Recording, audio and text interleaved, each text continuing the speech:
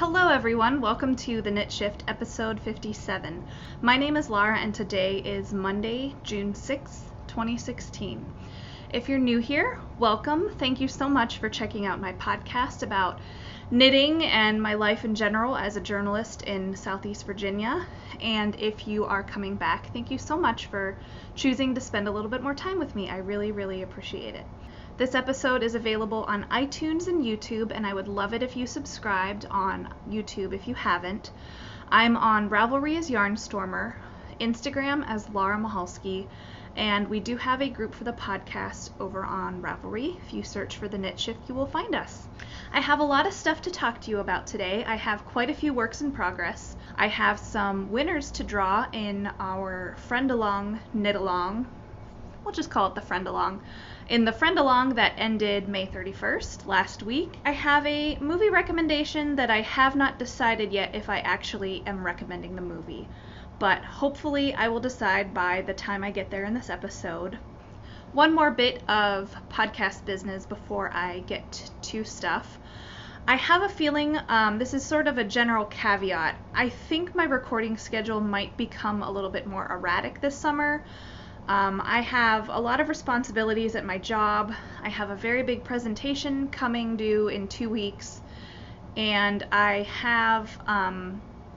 just have a lot of responsibilities on my plate this summer, and I have a feeling that because of those responsibilities, I will have to just cut back on my recording just for the summer. I'm not knitting as much as I would like to. I mean, I have been knitting, and some travel has enabled my knitting to be a little bit more than it normally would, but when I get back to the regular flow of things, I just know my week-to-week knitting will not be that impressive and, to me, not very podcast worthy. So I hope you guys understand that I might cut back a little bit this summer, and I'm very optimistic that it will pick back up again, maybe come August or September. So thank you for your understanding on that note. So let's get to it. I have several works in progress to share with you, including one that is a half-finished object. And I talked last week about my random prudishness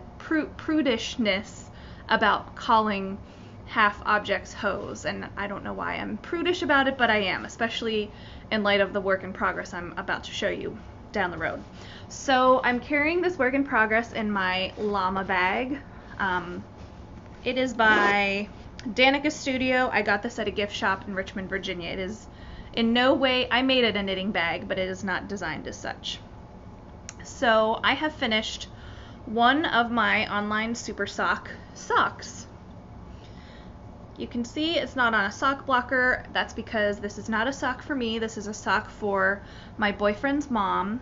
She is a very worthy knitting recipient. She loves the mitts that I made her. I'm just going to stuff the loose end that is not woven in yet in the sock. So yeah, I'm really pleased with this. I can't remember where I was last week. I think I might have been like right around here, had just finished the heel turn. This is a sport weight online super sock yarn from Germany. I don't recall the line. I don't have the label. I'd have to look on my Ravelry page. But it's a sport weight. It's a 150 gram ball, and it's a merino nylon blend. I think even though it's a sport weight, it's about 450 yards, so it's super duper generous. So this is how big the cake is. You can see it's starting to get tall, little volcano yarn, and I still have a ton left, even though I'm halfway through the second sock. But we'll get there in a minute. So I cast on about 24 stitches. I believe I increased every third round until I hit 56. This is a 56 stitch sock. I did a fish lips kissed heel, and I pulled from the opposite end of the ball when I started the heel because I wanted to preserve the stripe sequence going up the leg. So the heel is from the other end of the ball, and you can see it's a kind of a short leg. I just really wasn't feeling the need to make them super tall. She lives in Texas. It's a sport weight wool sock. I don't know how much she will actually need a wool sock. Maybe they'll be house socks. And so I continued up with a 2x2 rib, and I did Jenny's surprisingly stretchy bind off, which it's a very stretchy bind off, but I try and do it extra tight because it does tend to flare, and I find that when I do it extra tight, when I do the bind off extra tight, it does help avoid some of the flaring, but it's still really stretchy, as you can see, and it makes looks really nice too. And I'm knitting these on a size 2, which I believe is a 2.75 millimeter, and these are, I think these are Addies. I think they're Addies. I don't know that they're sock rockets. I think they're just plain Addies because the point is a bit blunt, but it's a nice, I really do like the feel of these needles. It's a nice metal needle, and the cable is pretty flexible. So you can see I've cast on sock number 2, and I am about 10 rows from starting the heel turn. So these have really flown by.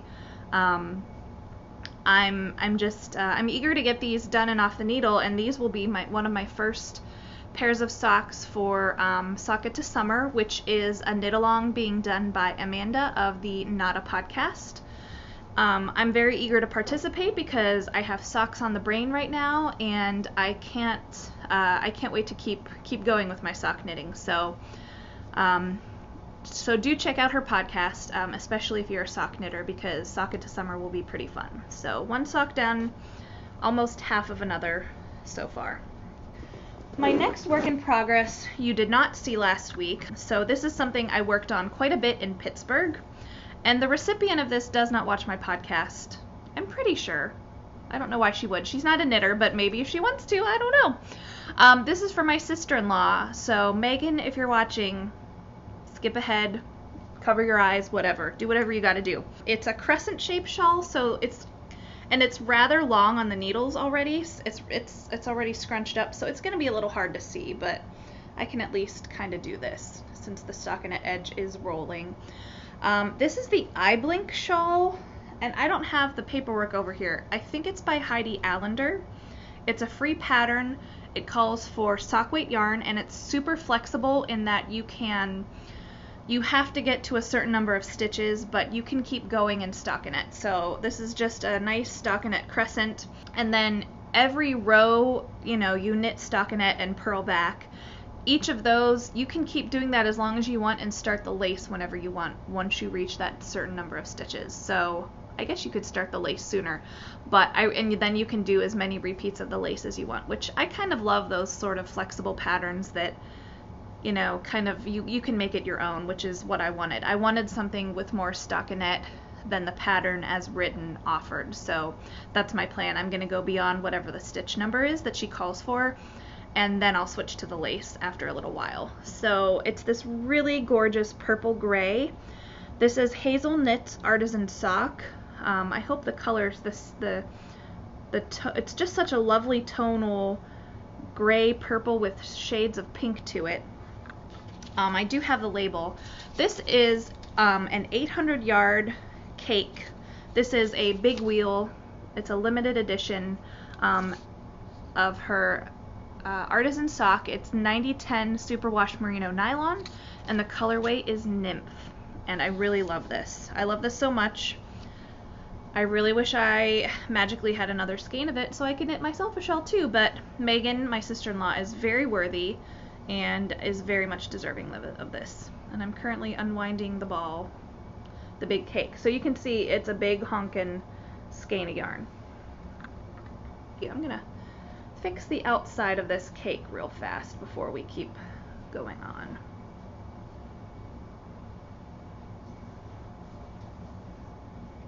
Almost there. Okay, I am knitting this on my Knit Picks interchangeables in a size 6, which is a 4 millimeter. I love my Knit Picks interchangeables. I had problems with the cords back in the day, but I think they've really improved their quality control and have had much better products lately. The interchangeable stuff works much better. So the joint is pretty smooth. You can see there's 2 holes there, and it's a nice smooth join these days. So I'm very pleased with this. And I'm carrying this in an Erin Lane bag that I purchased at a festival last year. So nice drawstring bag. Okay, that's 2 works in progress. I have 2 more to share with you. I will next show you my new cast on this week. I've been obsessed with it. After as I was finishing the first sock of the online super socks, I think it was my weekend when I was a week ago, I think it was a week ago today, I was finishing up the first sock and I just had to cast on a new pair of socks. It was just driving me crazy. I had to cast a pair on. And I had to listen to my gut, and so I picked up my sock blank. I only have one sock blank in my stash, and I decided to pick it up and cast on, and I am obsessed with it. I can see why people who have podcasts talk about how much they love their sock blank that they're knitting, and now I totally get it. So this is my sock blank sock. This is a sock blank, and I'll explain what a sock blank is in a minute if you are not familiar. But this is from Black Market Wool, and this is from her, I don't remember the series, but it involves curse words. So if curses offend you, I'm very sorry, but there is about to be an F-bomb dropped, and for that I apologize. You can see I've cast on one sock, and it's this awesome, it looks mostly purple, because it is, and then there's these shades of pink and blue, and this is kind of like a nice creamsicle color, really nice pastels. I'm getting into some blue up here. So I'm knitting this on a size 0, which is a 2mm, and they are my trusty red Xiaogus. And I'm carrying this around in a dumpling bag that I purchased at a yarn store in the Outer Banks of North Carolina. Whoever makes these no longer does, which makes me sad because I love it. So this is a superwash merino nylon blend. I believe the dyer's base is called Rollins sock, and this is from her cursing line, and it's called I'm a Unicorn. If you're unfamiliar with sock blanks are knitted fabric. It's knit by a machine, not a human, and they're laid out, and then the dyer paints them however they see fit. And it allows the dyer to make sock yarn dye and knit up differently than anything else you would see. I mean, you couldn't dye a skein of yarn to knit up like this. You just couldn't. So that's what a sock blank is, and it's basically like unraveling a sweater. You just pull from it, and you can see it's a little crinkly. I'm knitting these on a size 0, which is a pretty tight gauge for me. And it's a little hard to tell. Most sock blank socks, as you knit them up, look really crinkly in the sock, but I feel like because I'm knitting at a pretty tight gauge, my sock is not super crinkly. But any funkiness in the stitches will block out when I wash it. So yeah, I'm loving this. I haven't decided yet if I'm going to do a fish lips kiss heel or a gusset and heel flap. I'm leaning toward the latter because gusset and heel flap fit my foot so much better. So we'll see. And I know that the exact halfway point is the K in the F-bomb. So I just kind of folded it in half and saw. And I'm at the point where I'm basically, it says I'm a Unico. So it's my Unico sock today. Next week, hopefully, it'll just say I'm a uni. Maybe I will have knit the C and the O by then. We'll see. So yes, I knit on this at the movies yesterday, and I probably knit 2 or 3 inches. So this is my sock yarn blanket. This blanket is now 3.5 years old. It will probably be 10 years until I finish it. 10 years from the starting date, hopefully, not 10 years from now. So I knit 1 more row on this. I got this from Charlotte of the Charlotte and Gus podcast. I cannot remember what it is. Maybe it's the Wool Barn. This, I don't remember what it is either. This is Knit Picks Stroll in, I forget the name of the colorway. This is Madeline Tosh, also from Charlotte of the Charlotte and Gus podcast. This is Lydia Sock Yarn from, it's her, I forget the base name, but Lydia is Luxury Yarn Dyed in America. This is Desert Vista Dye Works in the colorway Harold's Purple Crayon. This was from my buddy Casey. I don't remember the color, the yarn. I don't think she gave me the yarn name, but it's super soft. Lovely orange and camo green and black. This, I believe, was also from Casey. And this, I don't know what it is, but it's really plump and squishy, and I love it. So Here's the blanket in whole. Let me do a little side to side action. You can see mine is a diamond, unlike a lot of people that do squares. I really do like the diamond look a little bit more than I like the square, although I do regret that eventually I'm going to have to figure out what to do with the edges, with the kind of loosey-goosey squares. I might knit on an I-cord border, we'll see. But I'm at about 150 squares overall. It's like the perfect width for me to wear, like on my lap, just like a cozy single person blanket, which I think is what I'll go for. That'll be my general, maybe I'll make it as tall as me. It's currently about 3 feet long. I'm using size 3 needles, which is a 3.25 millimeter, and I'm casting on 31 stitches. And to get this nice row of stockinette in the middle, I have a note on my Ravelry page if you want to learn how to do that.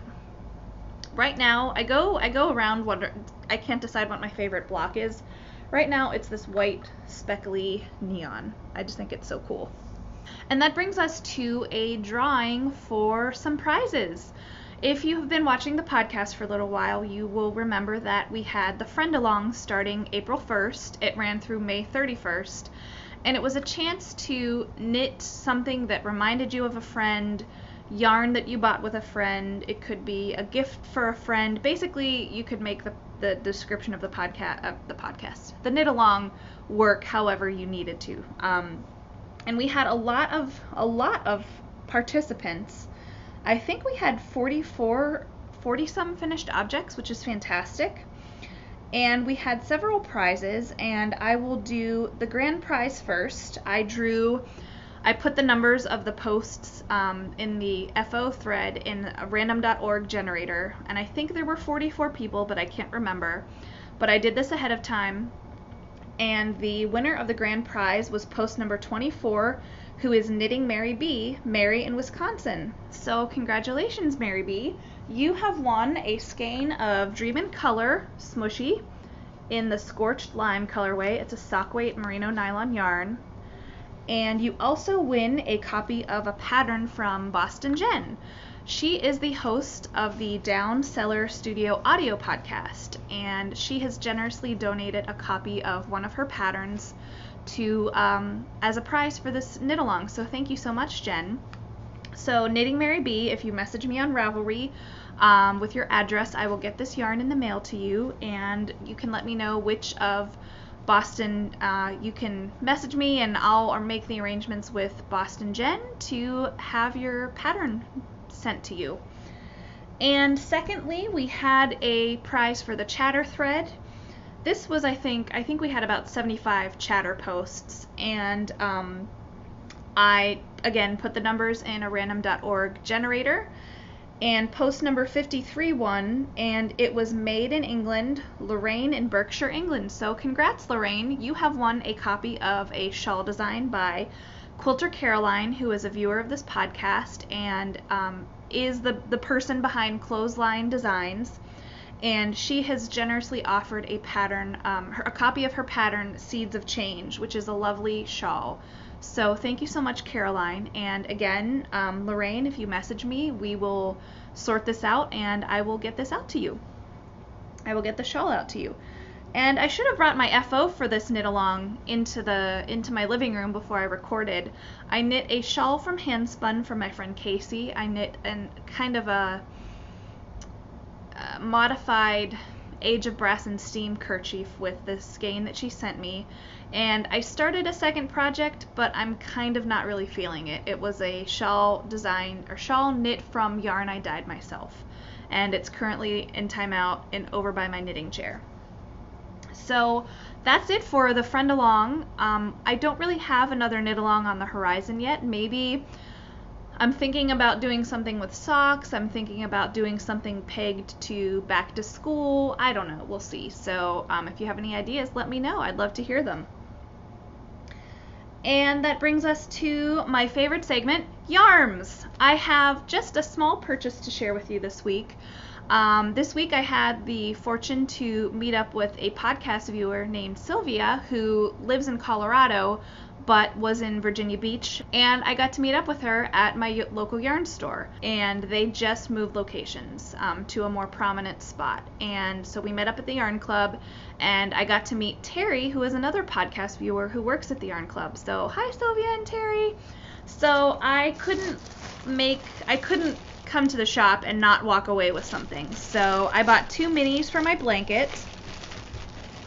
I got 2 hedgehog minis. I got Crybaby, which is this lovely neutral with shades of peach and yellow and pink.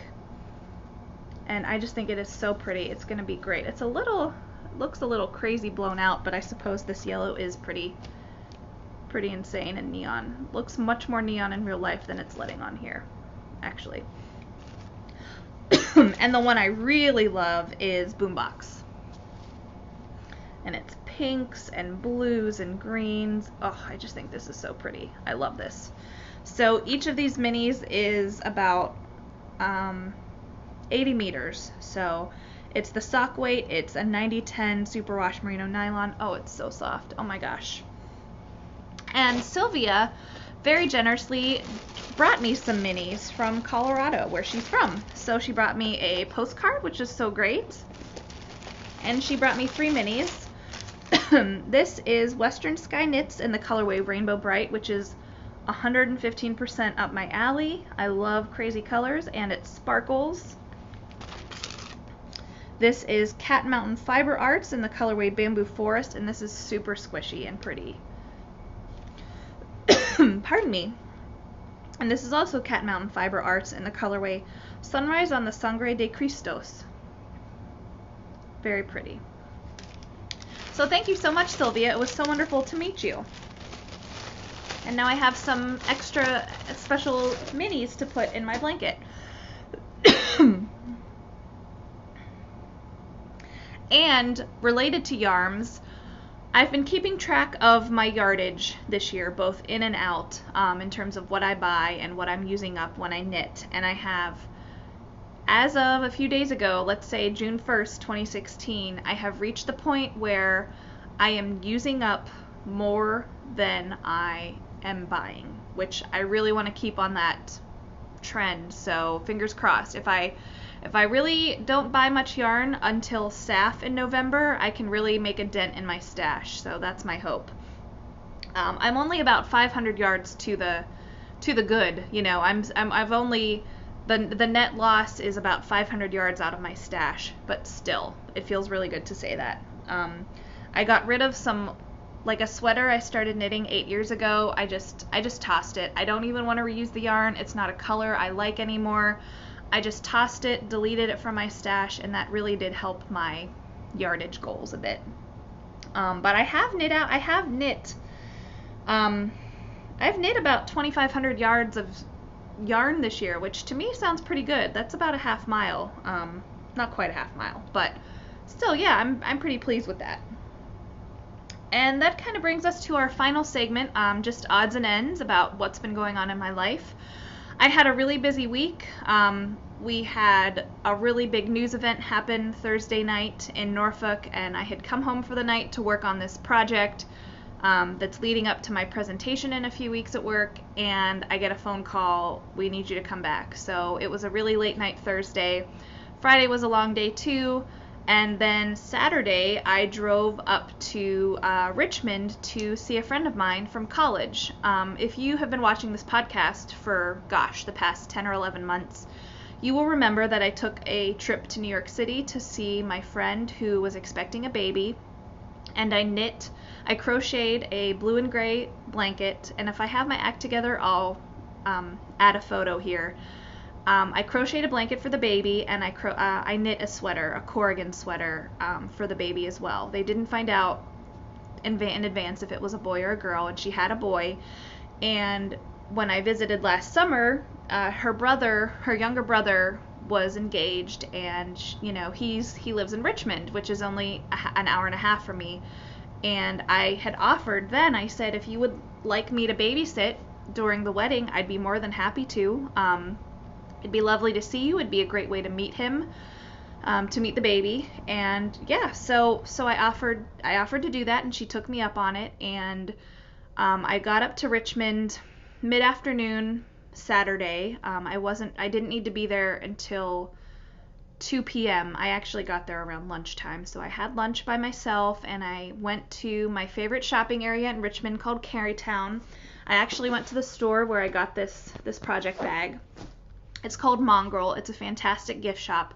Bought a few things, bought some cards, and I went to the hotel and I kind of got the lay of the land. I checked out the wedding venue, and the baby, for the record, had never, grandmas have watched the baby, but he has never been left with a babysitter before me. So I was feeling the weight on my shoulders of that responsibility. So basically I got him to nap for just a little bit before the ceremony when I was on my own. My friend was a bridesmaid, so she had some bridesmaid duties to attend to and had to go do photos. So I got him to nap. I had never worn a baby carrier, which was an adventure, learning how to put that on, but I ended up being pretty good at it by the end of the night. I got him to nap in the carrier, walked him to the venue in the carrier. So my friend walked down the aisle carrying him, the baby. He's 8 months old, and he was the ring bearer. So she walked him down the aisle holding him, and then after all the bridesmaids came in, she passed him off to me, and I took him out of the wedding venue. And we escaped with no screaming, no crying. It was fantastic. I wasn't lingering too much after the wedding, but people kept stopping me because I was wearing the baby and said, you were the star, you stole the show, you got him out of there, you were so smooth. And I was like, oh, it was very nice to hear because I was so nervous that he was going to cry. He's a mama's boy for sure, so I was afraid that when I took him out of his mom's arms that he would be upset, but he was so good. He was so well behaved. So basically, I was in charge for the whole wedding reception while mom and dad had a date night, their first in 8 months, and I got him ready for bedtime, and he basically slept on me all night. It took a little while to get there, and there was some crying, not on my part, just on his, but I managed to get him to sleep. I really earned my steps on my Fitbit that day because we walked laps in the lobby of the hotel. But we ended up just sitting in the hotel room in the dark, and I sat in an armchair in the hotel room, and he was sleeping on me, and I was able to move my arms around him and knit a little bit, and I was knitting on the sock blank with the curse words, so I was like, Aiden, don't read the knitting, don't look at what I'm knitting right now, you don't know this word yet. It's ridiculous, but in my head I felt slightly irresponsible for knitting a sock blank with the F word on it in front of my friend's baby. So all's well that ended well. Her parents, my friend's parents, very generously got me a hotel room for the night because it was going to be such a late night, so I didn't have to drive back at the end of it all. And I slept so well that night, and I am still sore from carrying the baby around 48 hours later, which says more about me than it does about the baby's weight. I think I'm just not used to carrying that kind of weight on myself. So it was great. It was a heck of an adventure, and I'm so glad I did it. And the mom and dad were so pleased to have the night out, and now maybe they'll go on more dates when they get back to New York City where they live. So all in all, it was a really good night the whole way around. What else have I been up to? I went to see a movie yesterday. Josh, my boyfriend, and I went to see The Lobster, which is kind of a dystopian, surreal, black humor, black comedy kind of movie. It's set in what looks like the present day, but it's this alternative world where if you're single, you have 45 days at a hotel/prison to find a mate. And at the end of those 45 days, if you don't find a mate, you're turned into an animal of your choosing. And so Colin Farrell is the central character, and he says that he would like to be changed into a lobster if this whole 45-day retreat doesn't work out because, it doesn't matter why, but so he would be a lobster, and people can earn more time at this retreat. There's a hunt every night. They go out in the woods and they try and track down loners who kind of refuse to accept this societal rule where you have to have a partner, and if you tranquilize a loner and bring them back, you earn more time for your stay. So it's all very weird. It's just as weird as it sounds, and yeah, it was bizarre, and there was some violence in it, but it's kind of one of those movies that makes you think, and there was a hint of George Orwell and the book 1984, with Big Brother watching, that kind of thing. It was just really weird, but there were some funny bits too. I don't know, it was just kind of bizarre. So if you have an open mind and feel like trying something different, it could be the movie for you. I'm not sure if I liked it. I didn't hate it, but it was just kind of weird. So there's my non-recommendation recommendation. The Lobster. It has Colin Farrell, Rachel Weisz, Olivia Colman, who, if you watched the TV miniseries The Night Manager, she was one of the central characters in that. I love Olivia Colman. She was in Broadchurch. She was the central cop in that as well. So it was interesting, but I could totally. I read some reviews after I saw it, and at least 2 or 3 reviewers were like, I think people are gonna walk out of this movie because it's really bizarre. So keep that in mind. If you watch it and you're like, what the hell was Lara thinking? I will not be offended because it's a bizarre movie. And I believe that brings me to the end of the episode. I ask that you guys think good thoughts for me because tomorrow I'm having some oral surgery. I think I will not be able to talk for a little bit, which when I told Josh about it, he was like, thank God, finally get some peace and quiet. But it's not going to be fun, and I'm really just I'm not looking forward to it. I'm dreading it, but at least I'm off. I'm going to take off work tomorrow, and I'm going to just sit on the couch, and if I'm feeling up to it, I will knit and I'm just going to be a slug, and I'm going to eat. Basically, I have to eat soft food for 3 or 4 days minimum, so I'm all stocked up on applesauce and mashed potatoes, fixins, and I'll be eating some soup, and I have ice cream most of all. So it's going to stink, but it'll be better when it's over with. So think good thoughts for me, guys. Have a fantastic week. Happy knitting, happy everything, and I will see you soon. Bye.